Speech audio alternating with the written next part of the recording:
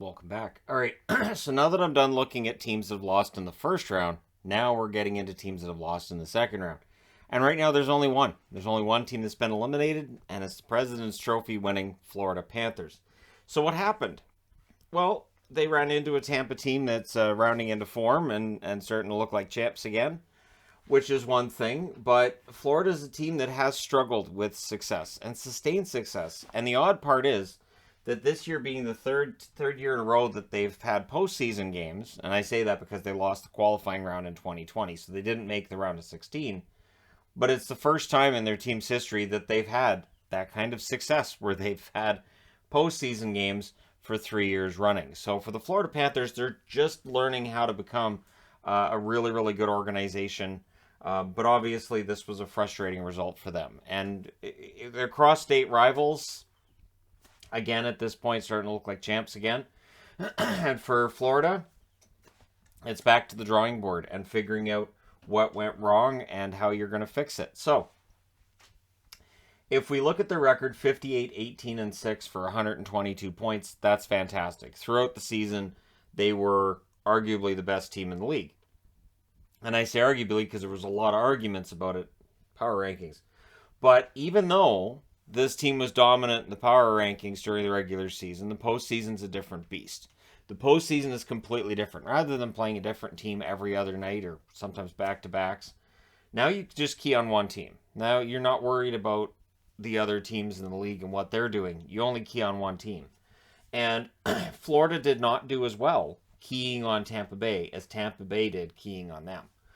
So their April record going into the playoffs was 12-3. Again, there wasn't really a sign that Florida would have struggles. We kind of knew that Florida and Tampa would probably end up meeting each other in the playoffs, depending on seedings. And when Florida beat Washington in 6 in the first round, there was certainly some reason to believe that, hey, Florida had some issues against Washington, but they won 3 in a row to win that series. They had it all under control, and then they get swept by Tampa Bay in the second round. So when we look at the playoff scoring leaders, it's important to look at round 1 versus round 2. And so I've got the overall numbers and round 2. Overall, Verhaeghe's their leading scorer. 6 goals, 6 assists, 12 points in the playoffs. Against Tampa, no points, and he's a -1. Claude Giroux. And there was a lot of comments I noticed about Giroux, and the guy's a loser and he'll never win anything. Hey, Giroux showed up. Giroux, honestly, I thought played pretty darn well. But again, Tampa Bay just shut down everybody in a Florida jersey. Giroux had 3 goals and 5 assists in the playoffs, more than Barkov, more than Ekblad, more than Huberdeau. But in that second round, just the 1 assist, and he was a -3. Barkov, 2 goals, 5 assists, 7 points. In the round against Tampa, just the 1 assist and a -5. And I just take that as guys like Cirelli and Stamkos seeing that Barkov's been nominated again for best two-way forward in the game, and they're saying, really? All right, well, let's see how he does. And again, I think Barkov's still learning. Ekblad, a goal and 4 assists overall in the playoffs, no points against Tampa and a -4. Huberdeau, a goal and 4 assists, 5 points overall. Just the 2 assists. He led them in scoring in that round against Tampa with 2 assists, and he was a -2. So while Huberdeau might have set a record during the regular season and the postseason, both Washington and Tampa controlled him pretty well. He only had 3 points in the series against Washington, and I remember thinking, well, he'll get it going in the next round probably. Maybe this is a good sign. And no, he didn't get it going. Nobody in Florida did, except Bobrovsky. Bobrovsky's overall numbers, 4-6, 911 save percentage. Against Tampa, 0-4, 919 save percentage. That's not bad. 919 save percentage is pretty darn good. Vasilevsky had a 981. So that's a problem, right? If the goaltender at the other end of the ice has a 981 save percentage in the series, you're probably not winning it. So what really threw me with that series wasn't just losing against Tampa. That's understandable. I picked Tampa to win that series. I felt like Tampa was on a roll, but it's how it happened. So the alarming thing for Florida is how this happens, in that they go through all 4 games, and I kept waiting for some big comeback, some fight back, something, and we didn't really see it. With Florida, it's not really they're not. and I hate to say they're not built for playoffs, but they weren't built for that series against Tampa. They did not pay the price they needed to in order to meet Tampa Bay's effort. During the regular season, I mean, look at these numbers. They're fantastic. Huberdeau, 30 goals, 85 assists, 115 points. Left winger, assist record, all that fun stuff. Barkov, 39 goals, 49 assists, 88 points. Didn't play every game. Absolutely fantastic forward. Reinhart, 33 goals, 49 assists, 82 points.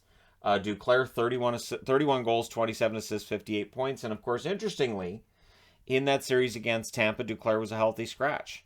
So him being a healthy scratch for that last game, that we have to win this game, I think it's a little bit telling. Maybe when they make their moves for next year, maybe Duclair's out. I don't really know what they're going to do here. Ekblad, 15 goals, 42 assists, 57 points.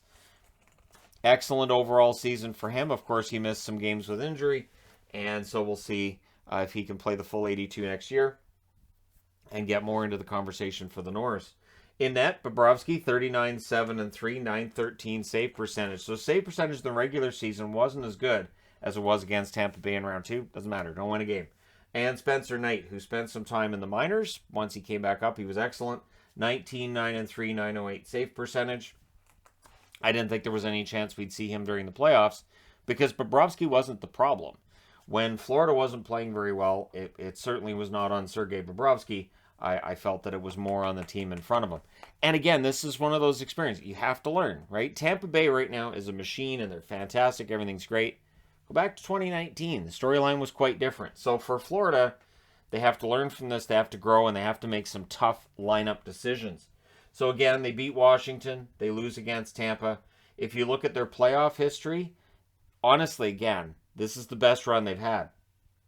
No playoffs in 2013, 2014, or 2015.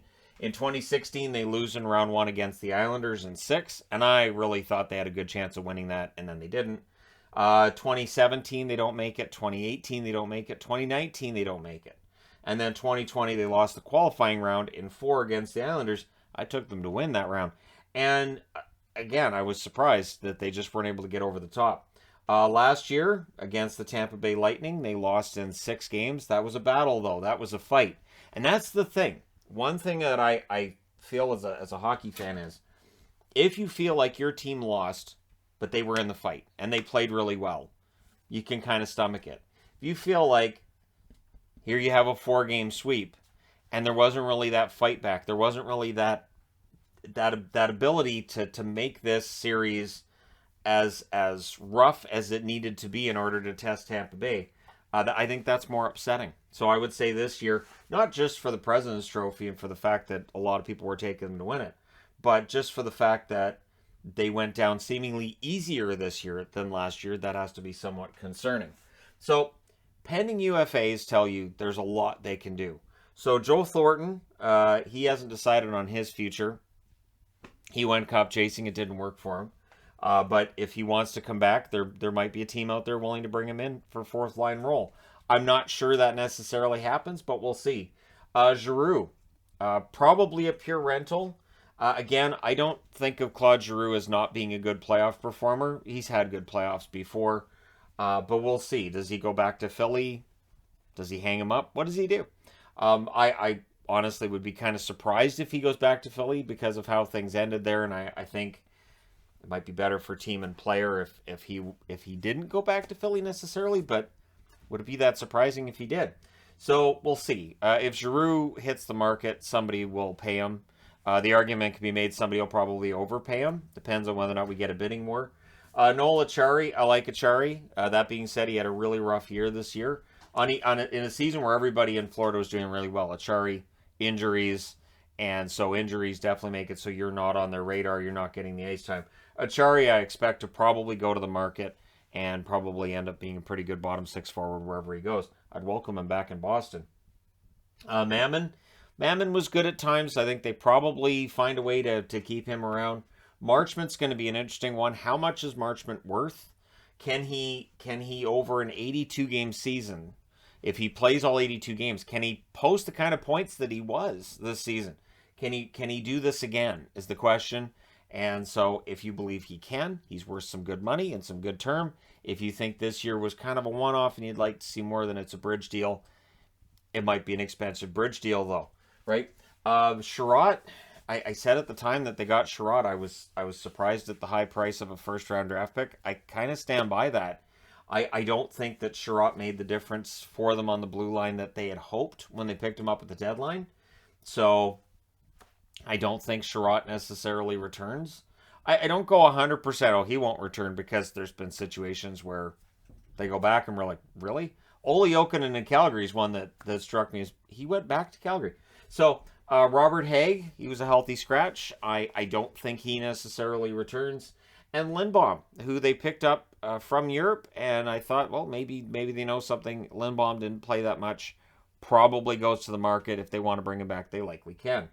And then the restricted free agents. Luostarinen, I'm really impressed with Luostarinen. Good bottom six forward. Lucas Carlson, solid depth defenseman. Might be top six for them more regularly next year. And Heponiemi, who spent a lot of the year in the minors. Does he get a chance for a regular job next year? And what do you do to fix this? Again, it feels like there was a lack of pushback. And if you want to call it toughness, okay. I don't know that that's necessarily the problem. It just felt like, I don't know. I don't know if it's giving up. I don't know what it is, but something wasn't working. And again, I'm not trying to take anything away from Tampa, but when you look at last year and this year and the series that Tampa had against Florida, last year was this fantastic drag-out brawl fight, and there wasn't any fight this year. And it makes you wonder what Florida has to do to get over the hump in the playoffs.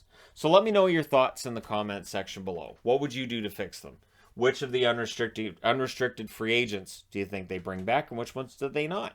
Let me know your thoughts in the comment section below. As always, don't forget to hit like and subscribe. If you're browsing your way through, you just happened upon this video. Thank you guys so much for watching, for all your support. I will talk to you again soon.